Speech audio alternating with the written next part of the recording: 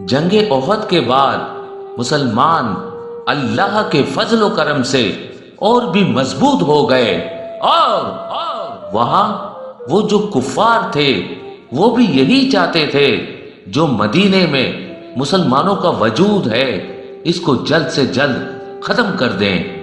جیسے ہی ابو سفیان، عمر بن عبدود اور عرب کے تمام بہادر مدینے کے قریب آئے تو انہوں نے دیکھا کہ اتنی بڑی خندق انہوں نے کھودی کیسے؟ اگر کھود لی تو ہم مدینے پہ حملہ کریں کیسے؟ بالآخر 4 ہفتوں تک وہ مدینے سے باہر رہے۔ عمر بن عبدود نے کہا کہ جس طرح سے مسلمانوں نے خندق کھودی ہے یہ میری توہین ہے۔ وہ اپنا گھوڑا دوڑا کے خندق عبور کر کے مدینے آ پہنچا اور چیخ چیخ کے کہنے لگا، کون ہے جو میرے ہاتھوں مر کے شہید ہو جائے یا مجھے مار کے غازی بن جائے؟ اے مسلمانوں، جھوٹے خدا کے دعوے کرنے والوں، اگر ہے ہمت تو مجھ سے لڑو یا میرے ہاتھوں مرو۔ مسلمانوں نے جیسے ہی عمر بن عبدود کو دیکھا تو آپس میں کہنے لگے، یا رسول اللہ، یہ عمر بن عبدود ہے، یہ ایک ہاتھ سے اونٹنی کو پکڑتا ہے اور دوسرے ہاتھ سے ہزاروں کے لشکر کو مارتا ہے، اس سے کون لڑے گا؟ اللہ کے رسول نے نظروں کو اٹھایا اور فرمانے لگے، کون ہے جو اس کافر کا منہ بند کرائے؟ سب نظریں جھکانے لگے۔ امام علی علیہ السلام نے اپنے ہاتھ کو اٹھایا اور فرمایا، یا رسول اللہ، آپ مجھے حکم دیں، جب تک یہ علی قائم ہے آپ پر اور اللہ کے دین پر کوئی بری نظر نہیں ڈال سکتا۔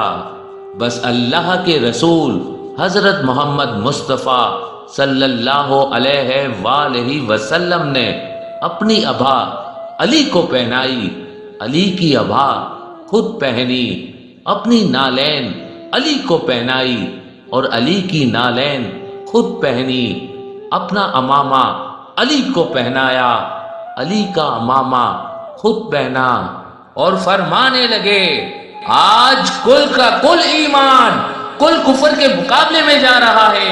اے میرے ساتھیوں، دیکھو یہ ہے وہ علی جو اللہ کی طاقت ہے۔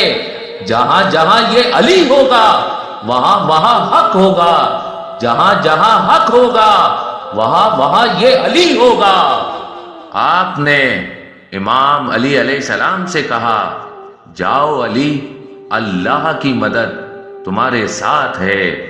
امام علی علیہ السلام ذوالفقار لے کے جیسے ہی میدان میں آئے اور فرمانے لگے، اے عمر، میں اللہ کا شیر اور اللہ کے رسول کا محافظ علی ہوں۔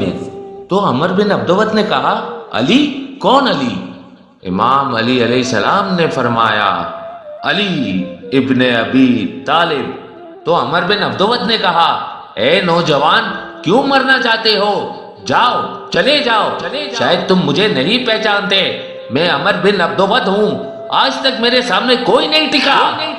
امام علی علیہ السلام نے فرمایا، ہم لڑنے نہیں بلکہ ہم تو تمہیں محبت سکھانے آئے ہیں، جاؤ، چلے جاؤ، اپنے اپنے شہر واپس چلے جاؤ۔ کیوں مسلمانوں کے لیے غلط کہتے ہو؟ کیوں اللہ کے رسول کو قتل کرنے کے ناپاک ارادے سے یہاں آئے ہو؟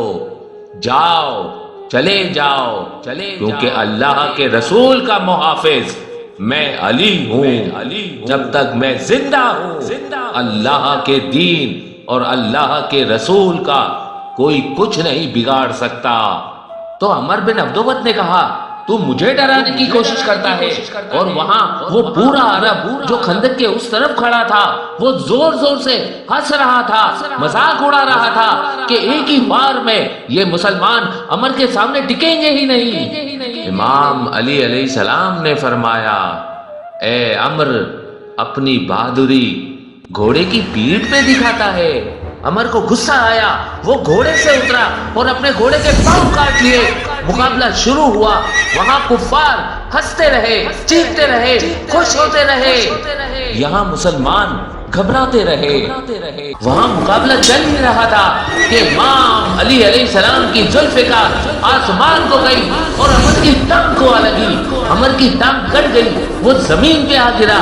جیسے ہی عمر بن عبدود زمین پہ گرا، کفار کی فوج خاموش ہونے لگی اور مسلمانوں نے اللہ اکبر کہنا شروع کر دیا۔ عمر رونے لگا، زمین پہ پڑے پڑے پچھتانے لگا۔ امام علی علیہ السلام قریب آ کے فرمانے لگے، اے عمر، میں نے تمہاری ٹانگ اس لیے کاٹی تاکہ تم اس گھوڑے کی تکلیف کو سمجھ سکو۔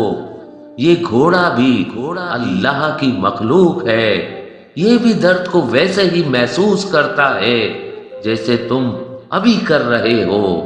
اتنی دیر میں عمر بن عبدود جو زمین پہ پڑا تھا اس نے امام علی علیہ السلام کے پاک چہرے مبارک پہ توہین کر دی۔